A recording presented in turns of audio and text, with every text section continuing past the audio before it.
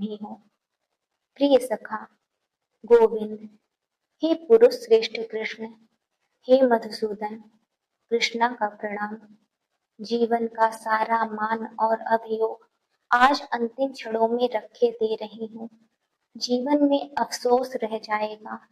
धर्म की रक्षा के लिए जीवन भर कितनी यातनाएं नहीं सही। सोचा था पतिव्रत के कारण और अपने धर्माचरण के बल पर पति संग स्वर्ग जा सकूंगी, पर गिरिराज हिमालय के पाद देश की स्वर्ण रेड़ छूते छूते ही पांव फिसल गए। मैं गिर पड़ी। पांचों पतियों ने मुड़कर भी नहीं देखा, वरन धर्मराज युधिष्ठिर ने भीम से कहा, मुड़कर न देखो, आगे आ जाओ। उनकी यही बात मेरे हृदय को टूक टूक कर गई। सोचा कितना झूठा है यह पति पत्नी का संबंध है। स्नेह, प्रेम, त्याग और उत्सर्ग, अपने कर्म अगर आदमी स्वयं भोगता है तो फिर युधिष्ठिर के धर्म की रक्षा के लिए 5 पतियों के चरणों में अर्पित होकर सारी दुनिया का उपहास, व्यंग, विद्रूप और निंदा अपवाद ढोती क्यों फिरी। द्वापर युग शेष होने जा रहा है। अभिमन्यु पुत्र परीक्षित का जिस दिन हस्तिनापुर की गद्दी पर अभिषेक हुआ, उसी दिन से कलयुग का प्रारंभ होता है।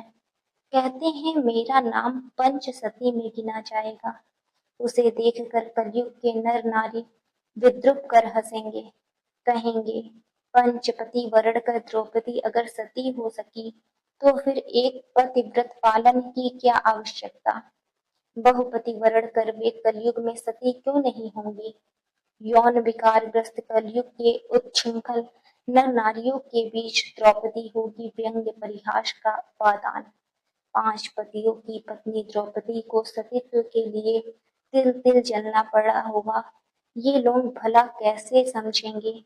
तब तो हस्तिनापुर की नायिका द्रौपदी एक निंदित आत्मा, कलंक भरी कहानी की नायिका बन जाएगी।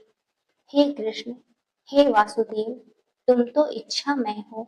तुम्हारी इच्छा से तो द्रौपदी ने जन्म से अब तक सारा रास्ता तय किया।